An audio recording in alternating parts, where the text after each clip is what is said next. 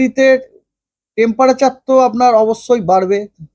আমি আগেই বলেছি Tmax will increase by 2 to 3 degree centigrade during the next 3 days। তাপমাত্রা বাড়ার সম্ভাবনা আছে এবং দার্জিলিং, জলপাইগুড়ি, কালিম্পংয়ে কিন্তু light to moderate rain with থান্ডারির সম্ভাবনাও রয়েছে। ঠিক আছে, ওটা রয়েছে। আর আপনার দক্ষিণ দিনাজপুর এবং উত্তর দিনাজপুর এবং মালদাতে বৃষ্টিপাতের কোনো সম্ভাবনা নেই, ওটা শুকনোই থাকবে। আর ওয়ার্নিং আছে, ওয়ার্নিংটা আমার বলে দেওয়া অবশ্যই দরকার। প্রথম কথা, দিনাজপুর এবং মালদাতে কোনো ওয়ার্নিং নেই, কোনো ওয়ার্নিং ওখানে নেই।